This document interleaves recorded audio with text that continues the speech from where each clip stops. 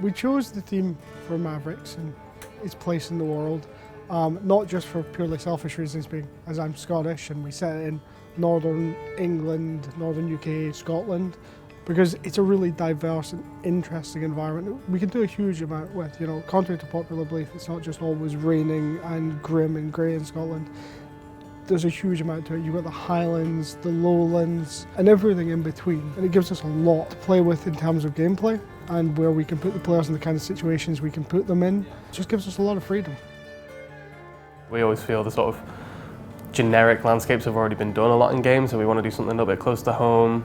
And it's a really interesting environment as well. Like I say, we've got a wide variety to choose from. There's a lot that goes on in the north of Scotland. It's not just grey skies and hills. Environment art covers quite a broad spectrum. So it can cover things from lighting the scene and creating dynamic day and night cycles, to asset creation and making things consistent in the scene and working well together, world population, terrain generation. It could really cover multiple disciplines, and you could quite happily have talented artists just doing lighting and talented artists just doing terrain and world building. Here we all dabble in different things depending on what he's doing and which skill sets suit which. Creating a persistent world does have its own challenges. For me, it always requires one extra step of thinking when you're creating an asset. You need to think about how this could react in the world as players interact with it, not just as a piece that the players are going to move around. Foliage is a great example of that. We need to make sure the foliage looks nice when it's stood up, and then if someone's broken it down as well, we need to make sure it still conveys a nice aesthetic to the player while also giving them information. We have this environment, but we also have these environmental effects. So time of day is an obvious one. You know, it gets dark, visibility is reduced. You have to think about how you play then. Do you get items that potentially give away your position, but also let you navigate and find other people?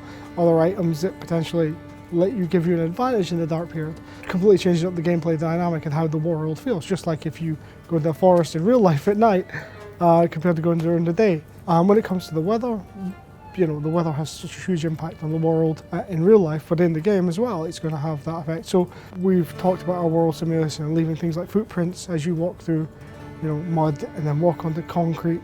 Now, if it rains, well, those footprints get washed off. So you're like, okay, cool, I can maybe run and not think about what I'm doing a bit more because of the rain, because I know it's going to clear up the evidence of me being here.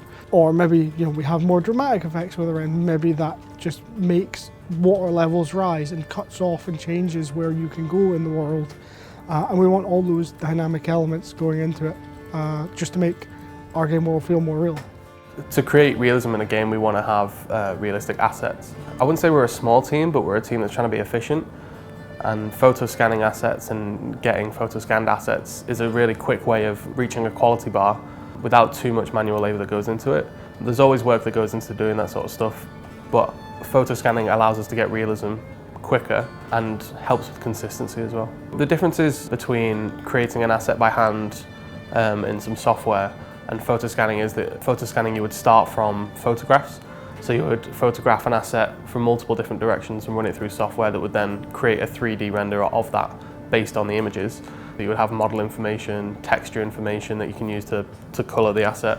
Whereas if you did it all by hand, you would have to start from nothing, just using reference and create that all. So it gives us a step up straight away. And as well as being fast, it gives us high quality results. We are wanting to make a realistic world. Realism brings that sense of immersion as well. It's like the world reacts as you expect it to react. You instantly go in and you understand how this world works, just instinctively, you know. You know how the real world works. The game looks like the real world, it should function like the real world. You're instantly going to be able to grasp it and understand that I do this, it does this, the environment looks like this, it will probably have this effect in here. And that's why we want to pursue the realism side of things, the immersion and just that instant understanding of what our game world is.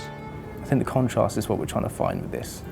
Where you've got your natural island, you've got your natural, really lush island that's been there for years, and then you've got this new people come in and they just put their own spin on it. I think that's what we're trying to get. This contrast is very important to our aesthetic. It's probably my favourite genre. It's kind of something I like to call like exaggerated realism, where you take what's grounded in reality and you push it as far as you can without it being unbelievable. Every good design has a grounding in reality, because then you can look at it and be like, oh, I know how that works. I know how that thing works. I don't need to be explained how that works. That's a good design. If you see like our tower, it will have like little structures underneath, it'll be pistons, it'll be everything for the player to be like, oh, so that's how it works.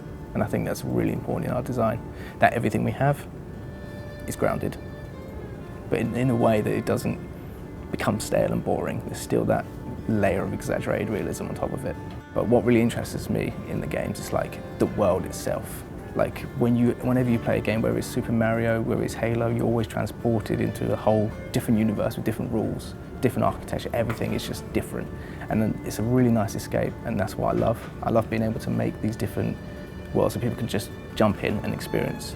And just because they don't exist doesn't mean they don't have an effect on the players. We do have a huge task in front of us to build such a massive scale map, and while we want to make it as good as we can and make it as interesting and diverse, we are looking at ways to procedurally generate a lot of the terrain, which we will do, and then we'll go in and we'll handcraft areas, move stuff around, and we'll tweak it, because you can't build an entire map of that scale by hand, but you can get a first pass, a second pass by using procedural generation and then modifying stuff in the world to make it as interesting as you can. And we'll do a lot of play testing in the world and see what works, what doesn't work. And we do have an overall idea of what we want each areas of our massive map to look like and play like, but we can't make that all individually. The other thing we're looking to do, is take very structured areas and actually put some level design into them.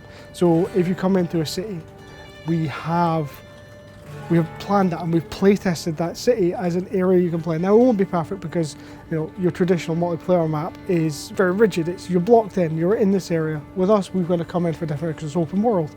But we want to take that at least into consideration when we are designing these areas. So each of these little towns, forest encampments, whatever it be in our world, when you come into it, you're in an authored and curated gameplay space. And we think that's a very interesting thing to do.